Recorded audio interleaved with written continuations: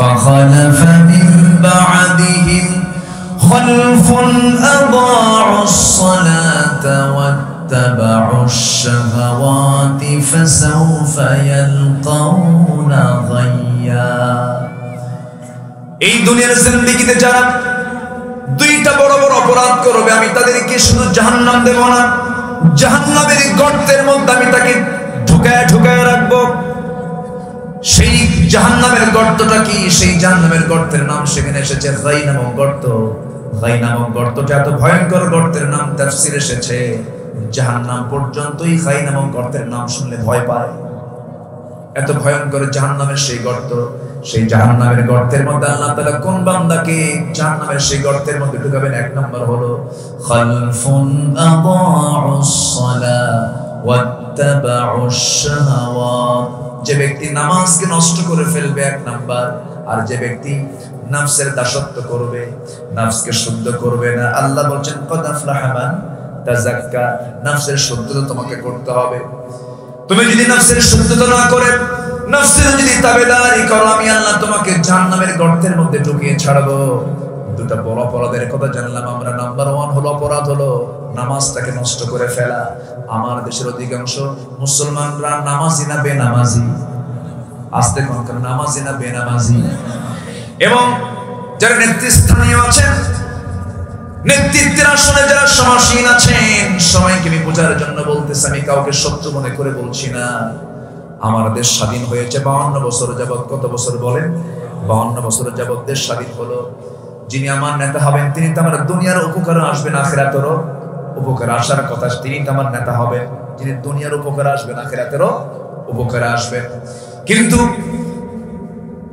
আজকে 52 বছর পার হয়ে গেল, আল্লাহ বলে দিয়েছেন ও দুনিয়ার নেতারা, আমি যাদেরকে নেতা বানাবো, আমি যাদেরকে চেয়ার দিয়ে দেব, তোমরা বেশি না 4টা আইন সমাজে চালু করে দিবা। নাম্বার 1 হলো আকামুস সালাতা ওয়া আতাবুস যাকাত ওয়া আমারু বিল মা'রুফি ওয়া নাহাউ আনিল মুনকার। নামাজ কায়েম করবা, যাকাত আদায় করবা, সৎ কাজের আদেশ দিবা, অসৎ কাজের বাধা প্রদান করবে। এই 4টি আইন তোমরা সমাজে কার্যকর করে দেবে। আমি আল্লাহ, আমি নিজে দায়িত্ব নিলাম, ওই সমাজটা আমি আল্লাহ জান্নাতের টুকরা বানায় দেব। আজ পর্যন্ত কেউ কি নামাজের আইন পাশ করেছে নাকি? আস্তে কোন কেন? আস্তে কোন কেন? কেউ পাশ করেছে? এখন বলেন, যে নেতা আমার দুনিয়াতেও কাজে লাগবে না, আখিরাতেও কাজে লাগবে না, সেই নেতার আনুগত্য কি করা যাবে নাকি? আস্তে যাবে নাকি? যে নেতা আমাকে জাহান্নামে নিয়ে যাবে, সে নেতার নেতৃত্ব আমি মানবো কেন? যেই দল করতে গেলে যেই দলের কর্মসূচির মধ্যে নামাজ থাকে না, যে দলের নেতা আমাকে নামাজের জন্য তাকিদ দেয় না, সেই দল করা যাবে না মুসলমান। আল্লাহ রাব্বুল আলামিন এই সূরার নামকরণ করেছেন আ'লা। প্রথম আয়াতে এসেছে আল্লাহ রাব্বুল আলামিন বলেন সাব্বিহিসমা রাব্বিকাল আ'লা الذي خلق فسوى والذي قدر فهدى والذي أخرج المرعى فجعله غثاء أحوى। হে রাসূল, আপনি সেই মহান রবের তাসবিহ প্রকাশ করুন যিনি সর্বোচ্চ, যিনি সবার উপরে। আজকে আমরা যে আকাশের নিচে বসে আছি, যে সূর্যের নিচে বসে আছি, সূর্যের তাপ আছে না নাই? এই সময় সূর্যের তাপ একটু কম মনে হলো, চৈত্র মাসে কম মনে হয় না, বেশি মনে হয়? এই যে প্রচন্ড সূর্যের তাপ, যে সূর্য আমরা দেখতে পাই, সেই সূর্য পৃথিবী থেকে কত দূরে চিন্তা করে দেখুন। আল্লাহ তাআলা এই দুনিয়াটা বানিয়ে দিয়েছেন আমার আপনার জন্য, আমার আপনার বসবাসের উপযোগী করার জন্য। জমিনটাকে বিছানা করে দিয়েছেন, আকাশটাকে সাফ করে দিয়েছেন। আল্লাহ রাব্বুল আলামিন ওই সূর্যটা দিয়েছেন তাপের জন্য, আলোর জন্য। সূর্য ছাড়া কোনো প্রাণী বাঁচবে নাকি? কোনো প্রাণী তো বাঁচবে না, কোনো গাছগাছালি হবে না, কোনো ফসলাদি হবে না। এই সূর্য আমরা আমাদের চোখে দেখতে পাচ্ছি প্লেটের মতো, জাস্ট এ প্লেট, ছোট্ট একটা জিনিস আমরা দেখতে পেতেছি, আকাশে প্রদীপ্ত সূর্য। কিন্তু এই সূর্যটা পৃথিবী থেকে এত বড়, এই পৃথিবীর এরিয়া হলো 50 কোটি 10 লক্ষ বর্গ মাইল। 50 কোটি 10 লক্ষ বর্গ মাইলের এই দুনিয়া 13 লক্ষ দুনিয়া যোগ করলে পরে যা হবে তার সমান হলো একটা সূর্য। জোরে বলুন সুবহানাল্লাহ। এরকম দুনিয়া কয়টা লাগবে সূর্যের সমান হওয়ার জন্য? 13 লক্ষ দুনিয়া লাগবে। 13 লক্ষ দুনিয়ার সমান হলো একটা সূর্য। তার ওই সূর্যটা কত দূরে রাখার প্রয়োজন হয়েছে, এরপর আমাদের চোখে দেখতেছি আমরা একটা প্লেটের মতো। আবার সায়েন্স বলতেছে এই সূর্য যদি এই পৃথিবীর 1 ইঞ্চি কাছে চলে আসতো, পৃথিবীর মানুষ সব চলে পড়ে সারখার হয়ে যেত। আবার যদি সূর্য যদি পৃথিবী থেকে 1 ইঞ্চি দূরে থাকতো, পৃথিবীর মানুষ হিংসে তোলে মারা যেত। যেখানে যা সেট করা দরকার তাই করে দিয়েছেন। তাবারাকাল্লাযী জাআলা ফিস সামাই বুরুজান ওয়া জাআলা ফীহা সিরাজান ওয়া কমারান মুনীরা। অতি বরকতময় সেই মহান প্রভু যিনি আকাশে বহু গ্রহ রাজি সেট করেছেন, তাতে রেখে দিয়েছেন প্রদীপ্ত সূর্য, রাতের আলোকিত চাঁদ রেখে দিয়েছেন। এই সূর্য পৃথিবী থেকে কত বিশাল বড়, একটু চিন্তা করে দেখো। রাত যখন হয়ে যায় সূর্য দেখা যায় না, কিন্তু সূর্য না দেখা গেল তার আলো, তার কাজ, তার তাপ দেওয়া আছে না নাই? আমাদের দেশে সূর্য ডুবে যাচ্ছে, আমরা সূর্যরা দেখতে পাই না। অন্য দেশে সূর্য আবার দেখা যায়। 24 ঘন্টা চলতেছে সূর্যের সার্ভিস। কে দিচ্ছেন? আসতে বলবেন না, কে দিচ্ছেন? আল্লাহ দিচ্ছেন। রাতের বেলা যে আমরা চাঁদ দেখি,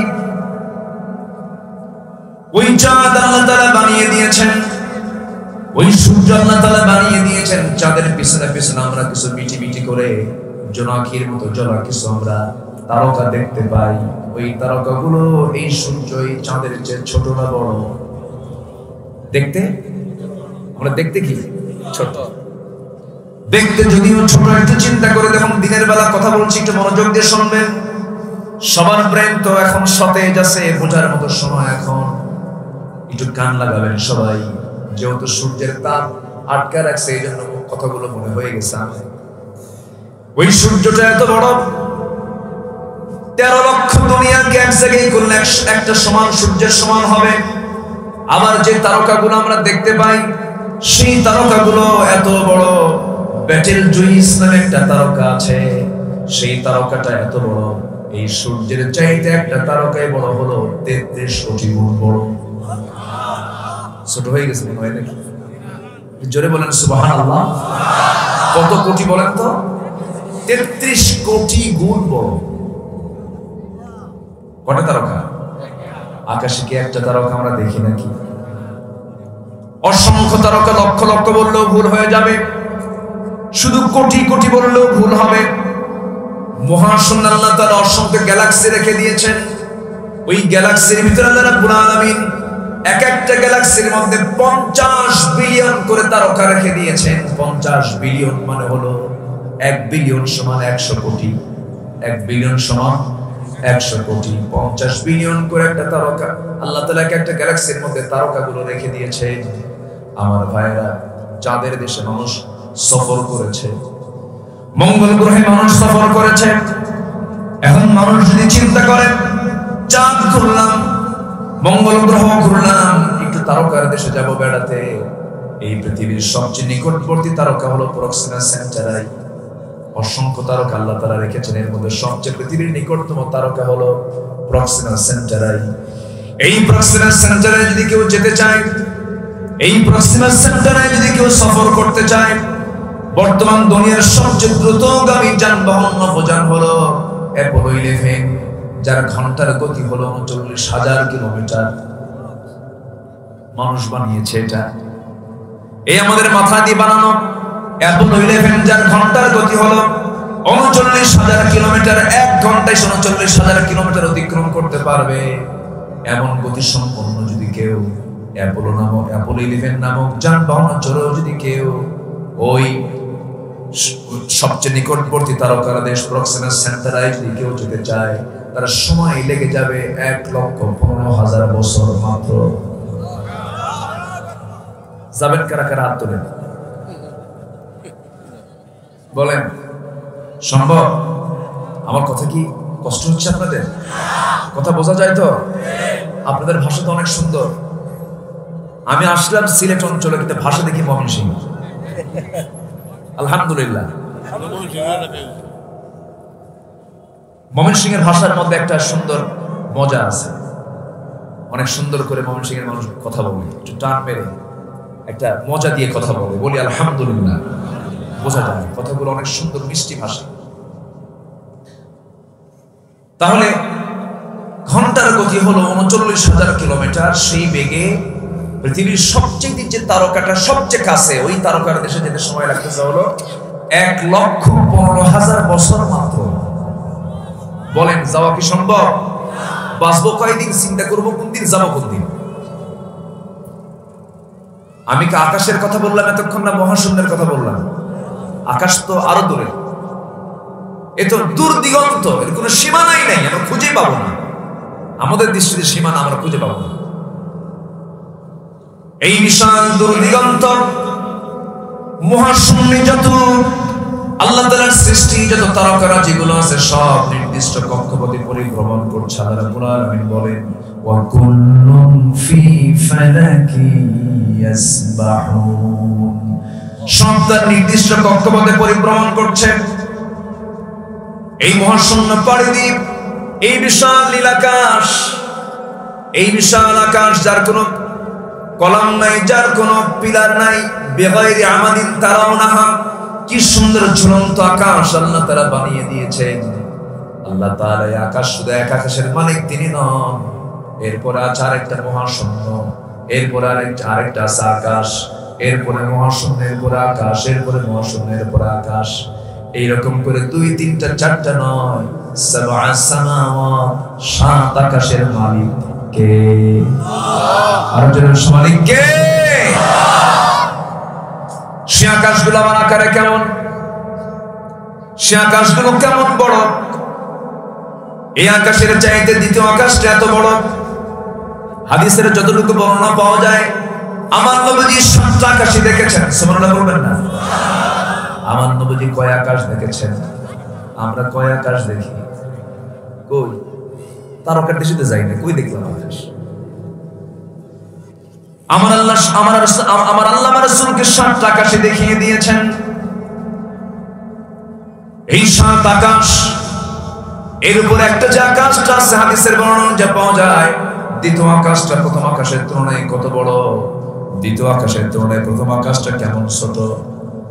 মরুসাহারার ভিতরে কোন আদম সন্তান চলতে নিয়ে হাতের আঙ্গুল থেকে একটা আংটি ফেলে দিলে, মরুসাহারার মধ্যে ফেলে দিলে, মরুসাহারার তুলনায় আংটি যেমন ছোট, আল্লাহ তাআলা দ্বিতীয় আকাশের তুলনায় প্রথম আকাশ তার এরকম এমনই ছোট বানায় দিয়েছেন। জোরে বলি সুবহানাল্লাহ। তাহলে আমার আল্লাহ কি শুধু বড় না সবার বড়? আমার আল্লাহ শুধু উপরে না সবার উপরে? সাব্বিহিসমা রাব্বিকাল আ'লা, বলেন সাব্বিহিসমা রাব্বিকাল আ'লা। আ'লা মানে উপর, আ'লা মানে কি? উপর, আর আ'লা মানে সবার উপর। ইসমে তাফসীলের সিগা, এখানে আলেম ওলামা বসে আছে। ইসমে তাফসীলের সিগা সবচেয়ে উপরে তিনি। এই ৭ আকাশের উপর আল্লাহ তাআলার আরশ আজিম, শান শাসিনে তিনি সমাসীন আছেন। আল্লাহ রাব্বুল আলামিন বলেন আর-রাহমানু আলাল আরশিস্তাওয়া, আমার আল্লাহ তাআলা আরশ আজিমে সমাসীন আছেন। কিন্তু তারা এলেন সুনামগঞ্জের দিকে আছে না নাই? আসতে হবে। তারা এলেন সুনামগঞ্জ আছে না নাই? সব দিকে নজর আছে না নাই? আমার আল্লাহর নজরটা তো সূক্ষ্ম দেখেন। আল্লাহ তাআলা তার কুদরতকে বুঝাতে গিয়ে তিনি বলছেন وَيَعْلَمُ مَا فِي الْبَرِّ وَالْبَحْرِ وَمَا تَسْقُطُ مِنْ وَرَقَةٍ إِلَّا يَعْلَمُهَا, তিনি সেই মহান রব যিনি জলে কি হয়, স্থলে কি হয়, এমনকি কোন গাছের কোন পাতা, চিন্তা করেন, কোন গাছের কোন পাতা মানে আমার আপনার বাড়ির ছাদের উপরে একটা তেঁতুল গাছ লাগাইছি, তেঁতুল গাছের পাতাগুলো এত বড় মনে হয়, ঝিরি ঝিরি পাতা, জিরি জিরি ছোট ছোট পাতা, তেঁতুল গাছের কোন পাতা কয় মিনিট কয় সেকেন্ডে কোনটা আগে পড়লো কোনটা পরে পড়লো, আমার আল্লাহর কাছে সেই তথ্য থেকে যায়। জোরে বলে সুবহানাল্লাহ। সব তিনি জানেন, সব তিনি বোঝেন। এমনকি আল্লাহ তাআলা বলছেন বান্দারে শোনো, ওয়ায়ালামু খাইনাতাল আ'য়ুনি ওয়া মা তুখফিস সুদূর। তোমার চক্ষু কি খেয়ানত করে, তোমার অন্তরে তুমি কি চিন্তা পোষণ করছো, তুমি কি মনে মনে কুচিন্তা করছো সুচিন্তা করছো, তোমার চিন্তা জগতের সমস্ত খবরগুলো কে জানেন? আসতে বলবেন না, কে জানেন? তোমার কাছে ক্ষমতা আছে, তোমার কাছে পাওয়ার আছে, তোমার হ্যালো দিয়া অনেক কিছু হয়ে যায়। তুমি তোমার হ্যালো দিয়া তোমার একজন কাছের বন্ধুকে তুমি বিপদে ফালাইয়া দিলা, অথবা কাছের জনকে তোমার প্রতিদ্বন্দ্বীকে অযথা মিথ্যা হয়রানিমূলক বিভিন্ন ষড়যন্ত্র করে মামলা দিয়ে দিলা, বিনা কারণে জেল খাটাইয়া দিলা, সাক্ষী প্রস্তুত করলা। তুমি যত বড় ষড়যন্ত্র করো না কেন, সমস্ত খবর কিন্তু আমার আল্লাহর জানা হয়ে যায়, ঠিক কি না? তোমার ষড়যন্ত্রের কারণে যদি কেউ অন্যায় ভাবে যদি কেউ জেল খাটে, যার জেল খাটার কোনো কারণ নাই, ওই জেল খাটার কারণে তার স্ত্রী তার হক থেকে বঞ্চিত হলো, তার মা তার হক থেকে বঞ্চিত হলো, তার ছেলে মেয়ে পিতার আদর থেকে বঞ্চিত হলো, এই সমস্ত কিছুর হক লঙ্ঘনের মামলা তোমাকে কিয়ামতের দিন নিতে হবে আল্লাহর আদালতে। আসতে বলবেন না, জোরে বলুন ঠিক কি না? আমার আল্লাহ কত বড়। আযান যখন শুনি তখন প্রথম শব্দটা কি বলি? আল্লাহু আকবার। সবচেয়ে বড় তিনি কে? আবার এখানে সাব্বিহিসমা রাব্বিকাল আ'লা, তিনি সবার উপরে, তিনি কে? আল্লাহু আকবার, আল্লাহু আকবার। এই শব্দটা আমার আল্লাহর কাছে খুব প্রিয়, অথচ এই স্লোগানটা নিয়ে কিছু বিতর্ক করা হচ্ছে। সবাই জানেন কিনা আমি জানি না, এই আল্লাহু আকবারকে নিয়েও অনেকে কলম লেখা শুরু করেছে, বক্তব্য দেওয়া শুরু করেছে। মানে এদের সাহসের মাত্রাটা লেভেল ছাড়া হয়ে গেছে, মাত্রা অতিরিক্ত হয়ে গেছে। দুঃখ লাগে, সবার নাম মুছে যেতে পারে, কিন্তু মুমিনের হৃদয় থেকে আল্লাহর নাম তো মুছে ফেলা যাবে না, ঠিক কি না? দিন শেষে আমার প্রিয় বন্ধুকে, আমার একমাত্র আপনজনকে, আসতে আমার আপনজনকে আল্লাহ ছাড়া কেউ আছে? এই যে আমরা বসে আছি এই জায়গায়, এর মধ্যে যে কোনো একজনের মৃত্যু হয়ে গেল হঠাৎ করে, হয় না এরকম? হয় হয়তো পাশে বসে আছে মুরব্বী, হঠাৎ করে তার হায়াত নেই, অথবা আমি কথা বলতে বলতে আমার হায়াত নেই, চলে গেলাম, মারা গেলাম। এতগুলো মানুষ এই জায়গায়, একটা লোক আমার কি কোনো উপকার করতে পারবে? আসতে বলে পারবেন? পারবেন। বড়জোর কি করতে পারবেন? এই তাহেরপুরের এই মাদ্রাসার মাঠে কারো মৃত্যু হয়ে গেল, বড়জন আপনি কি করবেন? হয়তো আমি এই এলাকার মানুষ, আমার জন্য আপনি এই এলাকায় উপজেলা স্বাস্থ্য কমপ্লেক্সে ফোন দিয়ে তো গাড়িও ম্যানেজ করা যাবে না, আপনি আমার জন্য বড়জোর একটা স্পিড বোট ভাড়া করবেন। স্পিড বোট ভাড়া করে সুনামগঞ্জে নিয়ে সেই জায়গায় একটা গাড়ি ঠিক করে নিয়ে, অ্যাম্বুলেন্স ঠিক করে নিয়ে বলবেন এই মেহমানকে, এই লোকটাকে সোজা তার নিজের বাড়িতে পৌঁছায় দিয়ে আসবা, আমাকে বাড়িতে নিয়ে যাবে, ঠিক আছে, কিন্তু বাড়িতে নিয়ে গিয়ে আমাকে বেডরুমে ঢুকাবে। আসতে কয় কেন? বাড়ির মধ্যে ঢুকাবে নাকি?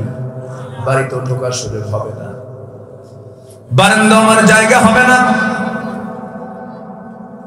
বারান্দাতেও কেউ আমাকে তুলবে না, বরঞ্চ আমার দুনিয়াতে চলতে গিয়ে যে সেলাইওয়ালা কাপড় চোপড়গুলো ছিল তাও কেচে দিয়ে কেটে কেটে খুলে নেবে। বাজারে যাবে, হরেক কালার নেবে না, মাত্র একটা কালারের সাদা কাপড় আমার জন্য কেনা হবে। দা নিয়ে যাবে একজন বাঁশ কাটার জন্য, কোদাল নিয়ে যাবে একজন কবর খনন করার জন্য। মসজিদের মাইকে মাইকে এলান হয়ে যাবে, লোকজন রেডি হয়ে যাবে, আমার লাশ ওই বাড়ির সামনের এরিয়ার সামনের একটা কোনায় চাদর মুড়ে দিয়ে একটা চকিতে নিথর দেহে ফেলে দেবে। মাসিটাসি গায়ে পড়ে যাবে, গোসল শুরু হয়ে যাবে, গরম পানি দিয়ে গোসল করতে করতে গোসল যখন শেষ হয়ে যাবে, টান মেরে কাপড়টা ছিঁড়ে দুটো অংশ আমার গায়ে ঢুকায় দেবে। মাথায় একটা বাঁধন দেবে, পায়ে একটা বাঁধন দিয়ে দেবে। জানাজার আয়োজন হয়ে যাবে, মরা মুখ সব দেখে দেখে চলে যাবে, টান মেরে কবরে রেখে আসবে। ওই যে কবরে রেখে আসা হলো, দিন শেষে কেউ না, দিন শেষে আমার সাথে একমাত্র আছেন তিনি কে? বলেন তিনি কে? কিন্তু সে আল্লাহ তো অনেক দূরে।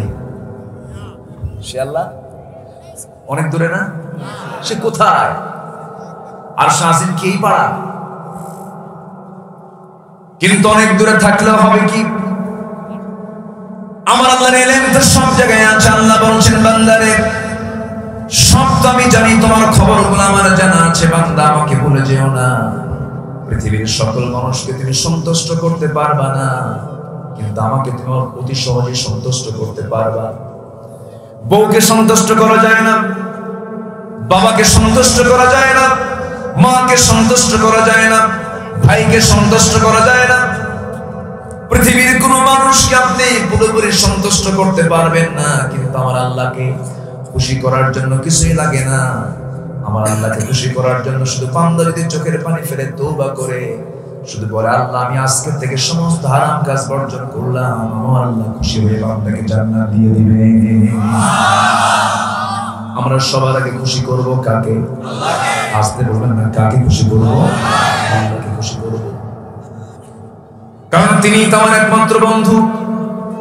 বন্ধু জীবনে কেউ হতে পারে না, সব হলো অস্থায়ী বন্ধু। অস্থায়ী বন্ধুকে আল্লাহ তাআলা বলেন, ইন্নামা ওয়ালিয়ুকুমুল্লাহু ওয়া রাসূলুহু ওয়াল্লাযীনা আমানুল্লাযীনা ইউকিমুনাস সালাতা ওয়া ইউতুনাস যাকাতা ওয়া হুম রাকিউন।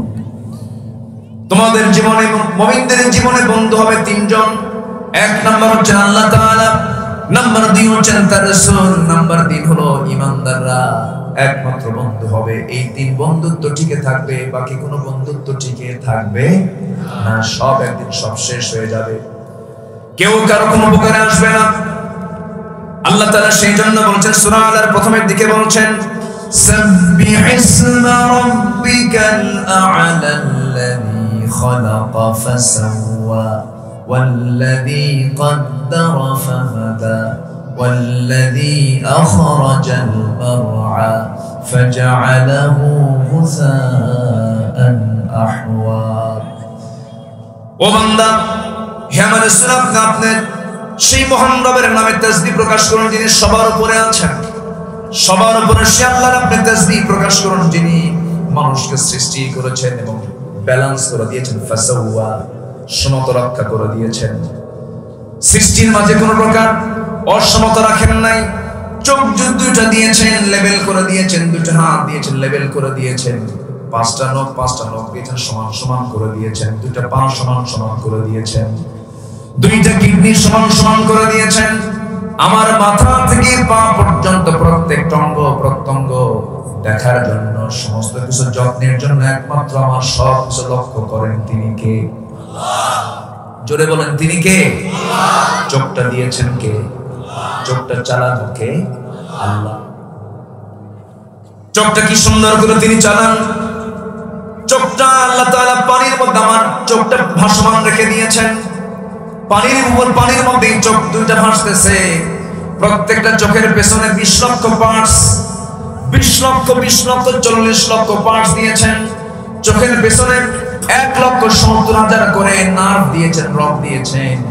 আল্লাহ বলছেন, বান্দারের চোখটা তো আমি চালাই, আমি সব যত্ন করে রেখেছি। ঘুম থেকে যখন সকালবেলা উঠি, চোখের কোনায় সাদা অংশ বের হয়, এটা হচ্ছে আল্লাহ তাআলার পক্ষ থেকে বান্দার জন্য মলমের ব্যবস্থা।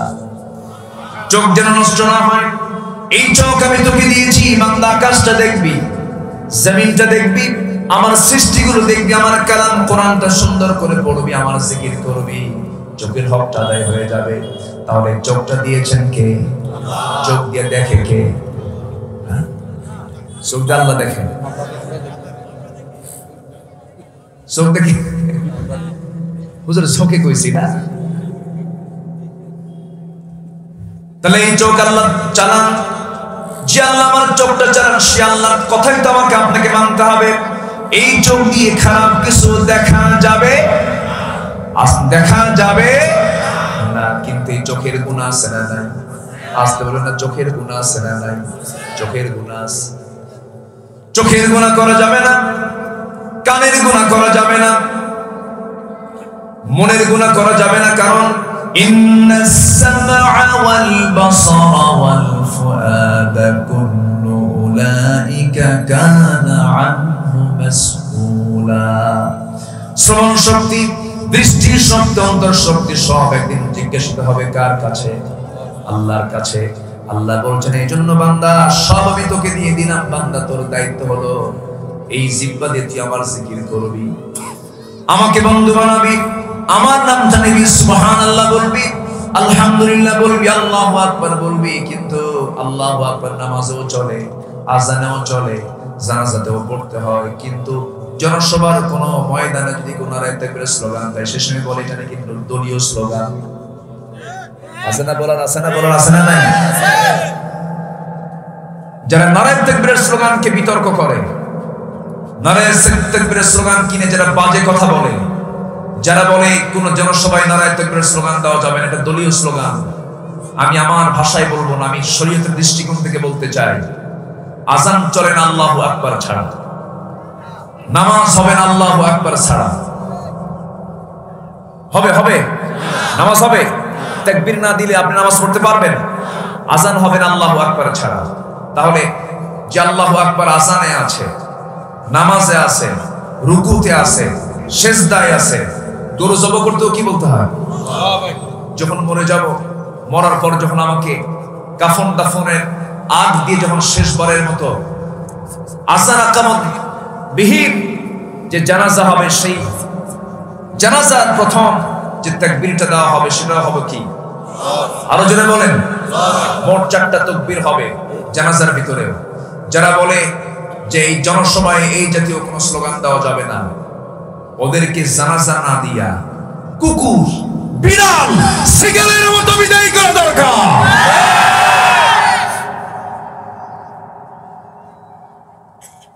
মুসলমান হয়ে আল্লাহর নাম নিতে তুমি লজ্জা পাও? যারা তাকবীরকে নিয়ে বিতর্কিত করে, তাদের চিন্তা বিতর্কিত, তাদের ঈমান বিতর্কিত, তাদের জন্ম পর্যন্ত বিতর্কিত। মুসলমান বাতিলদের মোকাবেলা করতে রাজি আছেন কারা কারা? হাত উঁচু করে দেখান।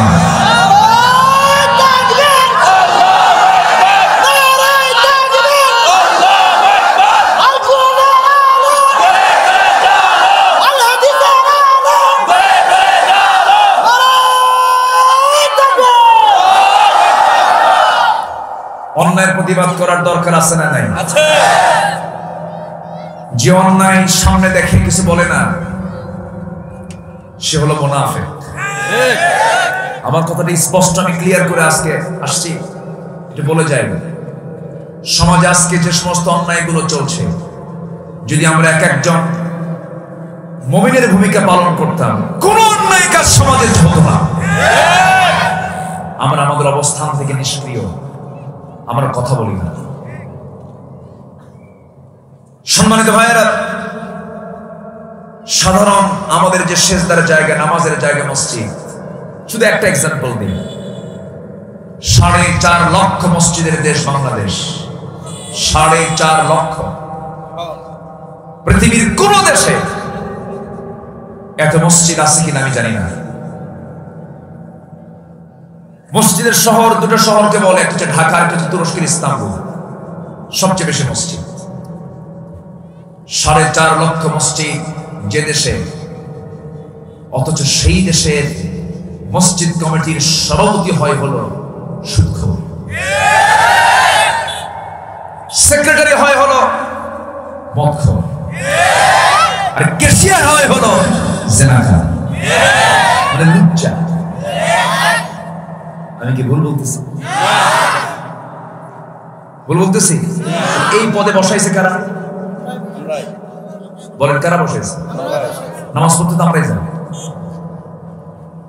শোনো, যদি ভয় পাই, যদি পিছনে ফিরে আসি, পালাই, বিপদ আরো ডাবল হবে। আমার কথা কি বোঝা যাচ্ছে? এটা আমার পরামর্শ, আল্লাহর পরামর্শ। আল্লাহ তাআলা বলছেন ইল্লা তানফিরু يعذبكم عذابا أليما ويستبدل قوما غيركم ولا تضروه شيئا।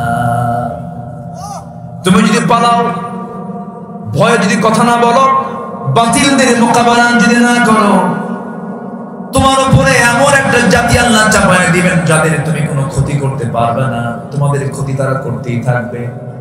এই জন্য ঘুরে দাঁড়াতে হবে। মুসলমান বসে থাকার জাতি নয়, মুসলমান কথা বলার জাতি, প্রতিবাদ করার জাতি।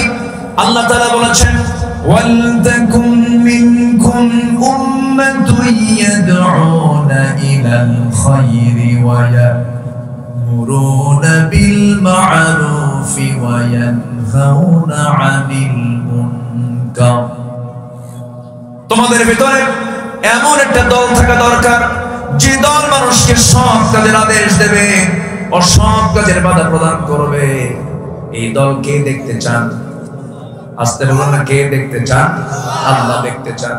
আমার বন্ধুগণ, সেই জন্য অন্যের প্রতিবাদ করতে হবে। যে ইমানদারের মুখ থেকে সৎ কাজের আদেশ বের হয় না, অসৎ কাজের বাধার চেতনা তার কার্যক্রম থেকে প্রকাশ পায় না, তার এখনো ঈমান ভালো করে আনা হয় না, আবার নতুন করে তার ঈমান আনা দরকার। আল্লাহ তাআলা বান্দাকে আগে ঈমান আনার জন্য বলেন নাই। আরেকটা আয়াত আসছে কুনতুম খায়রা উম্মাতিন উখরিজাত লিন-নাসি তা'মুরুনা বিল মা'রুফি ওয়া তানহাউনা আনিল মুনকার ওয়া তু'মিনুনা বিল্লাহ। জোরে বলুন আল্লাহু আকবার। জীবনদারের সৎ কাজের আদেশ দেওয়ার টেন্ডেন্সি তৈরি হবে না, জীবনদারির অসৎ কাজের বাধা দেওয়ার মতো মানসিকতা তৈরি হবে না, তার ঈমান আনা হয় নাই।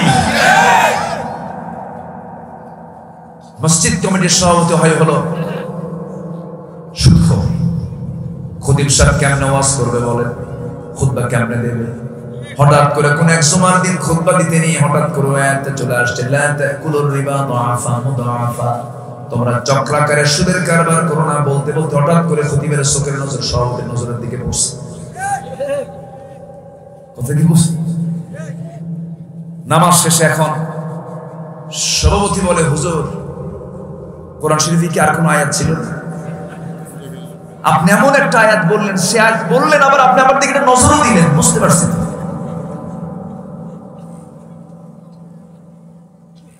সুদের ব্যাপারে ওয়াজ বন্ধ হয়ে গেল। আরেকদিন খুতবাতে তিনি ওই আয়াত কইছে ইন্নামাল খামরু ওয়াল মাইসিরু ওয়াল আনসাব ওয়াল আজলামু রিজসুম মিন আমালিশ শাইতান। মদ, জুয়া এগুলো সব শয়তানের আকাম কুকাম। হঠাৎ করে চলে গেছে সেক্রেটারির দিকে নজর। সেক্রেটারি কয় হুজুর, আয়াত তো বহু ছিল, তা আপনি আমারে দেখে দেখে আয়াতটা বললেন, বুঝতে পারতেছি তো আপনি আমারই ওয়াশ করতেছেন। সম্মানিত ভাইরা, সম্মানিত বন্ধুগণ, মসজিদের দায়িত্ব পালন করবে কারা? এই যোগ্যতা কাদের? এই জাতীয় কথা কোরআনে আছে না বা পড়ছে? আছে না নাই? ওই সমস্ত সারাক্ষর মদখোর চরিত্রহীন লম্পটদের ওই সমস্ত পথ থেকে ঘাড় ধাক্কা দিয়ে বের করে দেওয়া দরকার। কিন্তু আমরা তো কথা বলি না, আমরা চুপ থাকি। ভাবতে হবে আমি একজন, আমি একটা বাংলাদেশ, আমি একজন বাংলাদেশ। এই মনে করে আমাকে আপনাকে সামনে চলতে হবে, কারণ আল্লাহ আমাকে আপনাকে এমনি এত বড় জান্নাত দিবেন না। সর্বনিম্ন আল্লাহ তাআলা বান্দাকে জান্নাত দিবেন, একজন বান্দাকে দিবেন 10টা পৃথিবীর মতো একটা জান্নাত। জোরে বলে সুবহানাল্লাহ। জান্নাত পাওয়ার জন্য আমাদের অবশ্যই জান্নাতের কাজগুলো করার দরকার আছে না নাই? আসতে বলবেন না, আছে না নাই? আমার ভাইয়েরা, সফল যদি হতে চাই পৃথিবীর কারো থেকে পরামর্শ নেব না, আল্লাহর থেকে আমার পরামর্শ নিতে হবে। আল্লাহ তাআলা বিভিন্ন জায়গায় মুফলিহুন শব্দ বলেছেন, কদ আফলাহ শব্দ বলেছেন। আল্লাহ তাআলা সূরা আলা শেষের দিকে সেই বান্দাকে ডাক দিয়ে বলছেন, বান্দা তুমি যদি সফল হতে চাও আমার কিছু পরামর্শ গ্রহণ করে নাও। আল্লাহ তাআলা সুন্দর করে বলছেন, قد أفلح من تزكى وذكر اسم ربه فصلى بل تؤثرون الحياة الدنيا والآخرة خير وأبقى جربنا الله أكبر যে বড় বড় মিনি ইন্ডাস্ট্রিজের মালিক সে তো সফল নয়, সুন্দর চেহারা যার সে তো সফল নয়, বিশাল বড় পদে বিশাল বড় সে এমপি পদ, মন্ত্রী পদ, এরপরে ডিসিএসপি জজ ব্যারিস্টার হয়েছে, এটা তার জন্য সফলতা নয়। প্রকৃত সফলতা কি? আল্লাহ তাআলা বলছেন ওই বান্দা প্রকৃত সফল। قد أفلح من تزكى, যে ব্যক্তি তার নফসকে শুদ্ধ করতে পেরেছে, নফসের শুদ্ধতা জানতে পেরেছে। আল্লাহ তাআলা বান্দার জন্য 7টা জাহান্নাম রেখেছেন। কয়টা? 7টা জাহান্নাম রেখে দিয়েছেন। আবার বান্দার জন্য 8টা জান্নাত রেখে দিয়েছেন। এই 7টা জাহান্নাম যে ভয়াবহ জাহান্নাম আল্লাহ তাআলা বর্ণনা দিয়েছেন, তার কথাগুলো বলেছেন। সবচেয়ে ভয়াবহ জাহান্নামটা কাদেরকে দেওয়া হবে আল্লাহ তাআলা এক জায়গায় বলছেন, ফাখালাফা মিন বা'দিহিম খালফুন আদাউস সালাতা ওয়াত্তাবাউশ শাহাওয়াতি ফাসাউফা ইয়ালকাউনা গায়্যা। এই দুনিয়ার জিন্দেগিতে যারা 2টা বড় বড় অপরাধ করবে, আমি তাদেরকে শুধু জাহান্নাম দেব না, জাহান্নামের গর্তের মধ্যে আমি তাকে ঢুকায় রাখবো। সেই জাহান্নামের গর্তটা কি? সেই জাহান্নামের গর্তের নাম সেখানে এসেছে গাই নামক গর্ত। গাই নামক গর্তটা এত ভয়ঙ্কর গর্তের নাম তাফসীরে এসেছে, জাহান্নাম পর্যন্তই গাই নামক গর্তের নাম শুনলে ভয় পায়। এত ভয়ঙ্কর জাহান্নামের সেই গর্ত।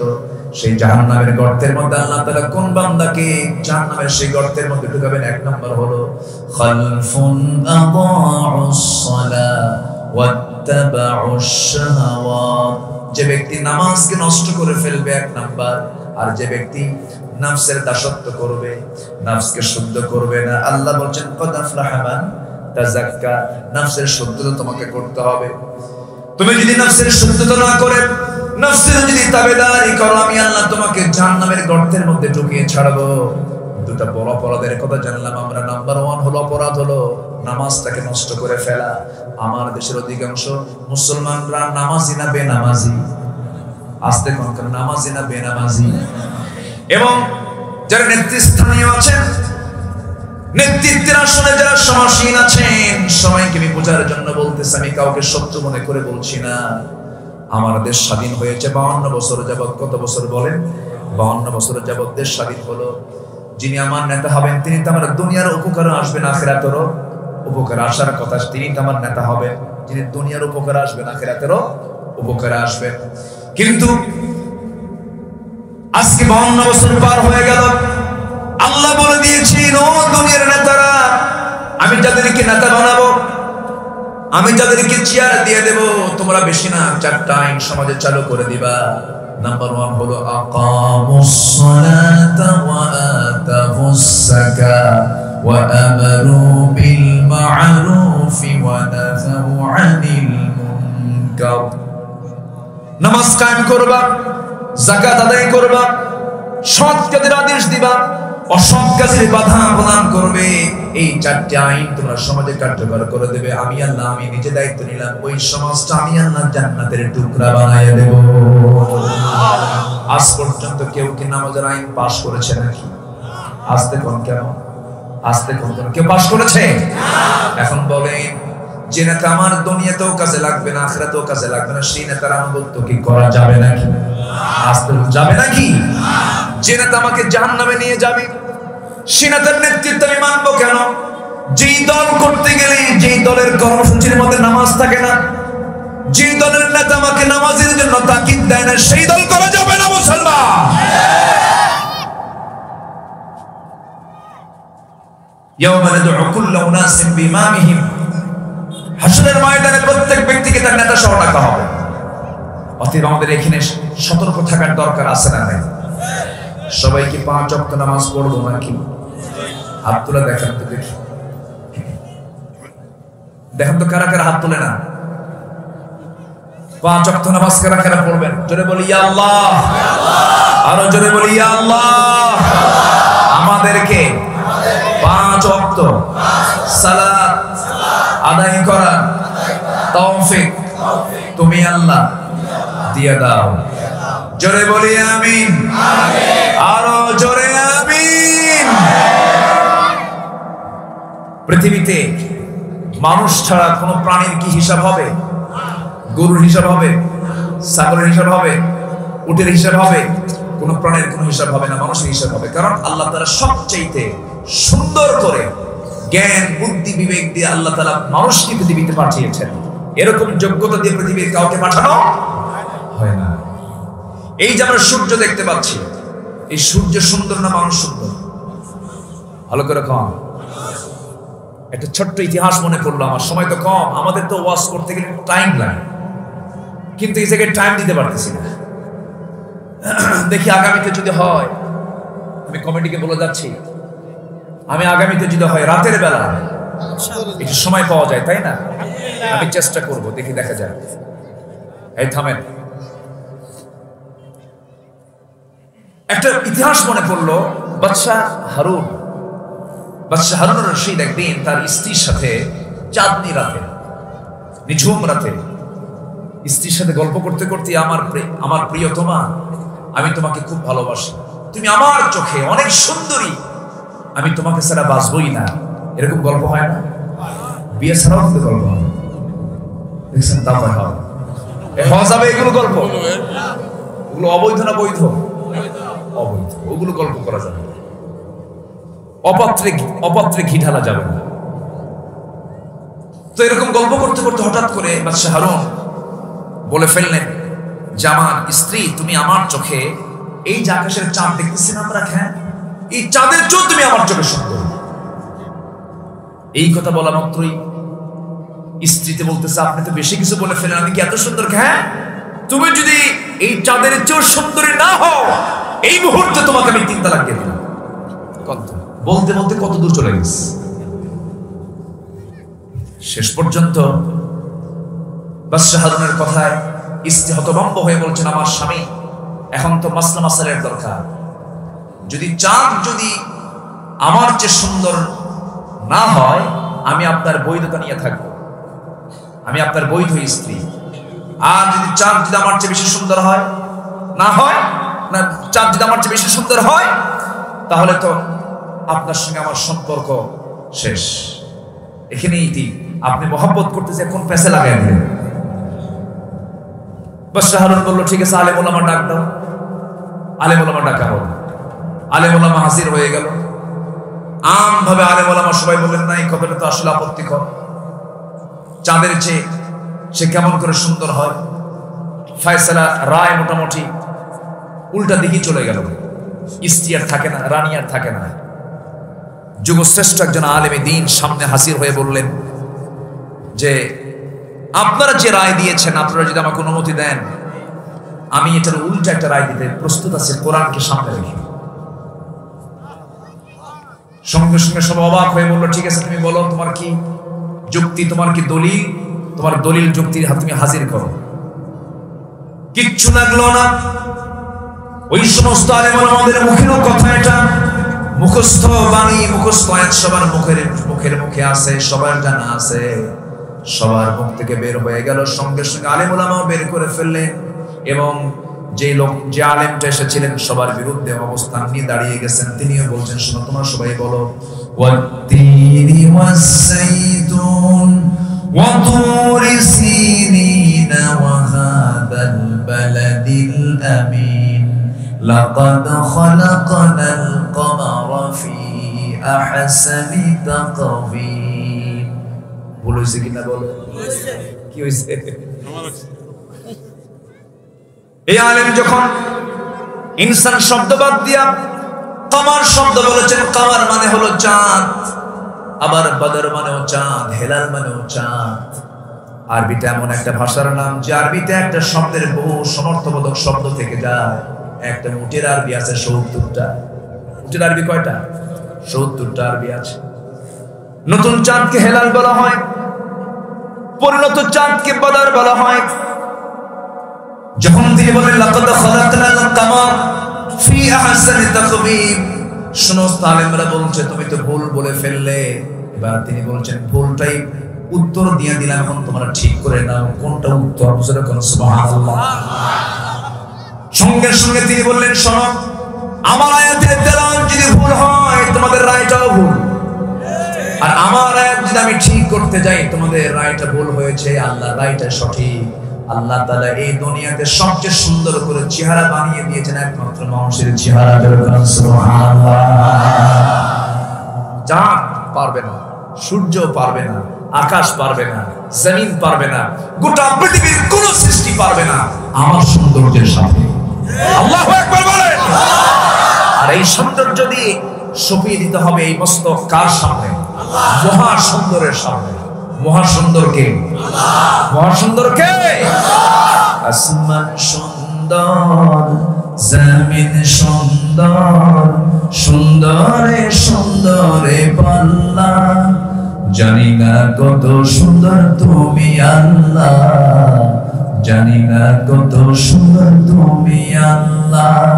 আসমান সুন্দর, জমিন সুন্দর, আসমান সুন্দর, জমিন সুন্দর, সুন্দরে সুন্দরে পাল্লা, জানি না কত সুন্দর তুমি আল্লাহ, জানি না কত সুন্দর তুমি আল্লাহ। তুই মনক্ষুণ্ণ হো না, মনটা খারাপ করো না। আমি তোমাকে সন্দেহ করিনি, আমি তোমার প্রতি মনক্ষুণ্ণ হইনি, আমি তোমাকে অবিশ্বাস করিনি। তুমি আমার সন্তানদের মা, তুমি আমার স্ত্রী। আমি তোমাকে ট্রাস্ট করি, আমি তোমাকে সম্মান করে বিশ্বাস করি, কিন্তু আমি তোমাকে মধুটা ভাগ করতে দেই না। এই জন্য এই মধু ভাগ করতে গিয়ে, মধু তরল জিনিস, এই মধু ভাগ করতে গিয়ে কিছু মধু তোমার হাতে লেগে যাবে, কিছু মধু তোমার হাতে লেগে যাবে। তার 2 ফোঁটা হোক, 3 ফোঁটা হোক, 1 ফোঁটা হোক, 4 ফোঁটা হোক, 5 ফোঁটা হোক, এই যে মধু তোমার হাতে লেগে যাবে, এতটুকু মধু আমাদের অংশে বেশি চলে আসুক এটা আমরা চাই নাই মনে করে মধু ভাগের দায়িত্ব আমরা না নিয়ে আমি অন্যজনকে মধু ভাগের দায়িত্ব নিয়ে দিয়েছি। কদ আফলাহা মান তাযাক্কা। কিন্তু আমার দেশে কি হয়? দেশ স্বাধীন হয়েছে 1971 সালে, আজকে 2023 সাল চলছে, 52 বছর। মুক্তিযোদ্ধারা ভাতাগুলো পাচ্ছে, মাসে মাসে তাদেরকে ভাতাও দেওয়া হয়। তারা জাতির শ্রেষ্ঠ সন্তান, ভালো, অবশ্যই তাদেরকে ভাতা দেওয়া উচিত এবং দেওয়া হচ্ছে, ভালো, আলহামদুলিল্লাহ। কিন্তু সেই মুক্তিযোদ্ধার তালিকায় 2000 মুক্তিযোদ্ধা যারা ভাতাগুলো সংগ্রহ করেছে, যাদের বয়স হলো 52 বছর। বয়স কত? মুক্তিযোদ্ধার বয়স কত? যুদ্ধ হয়েছে কত বছর আগে? কোন সময় যুদ্ধ করবে? কি কথা কি বুঝতেছেন? তাহলে যুদ্ধ হয়েছে হলো মারপেটের ভিতরে থেকে, নাকি? মারপেটের ভিতরে আসে না। শুধু চুরি নয়, এখন চলছে শুধু পুকুর চুরি নয়, সাগর চুরি। ঠিক কিনা? সাগর চুরি।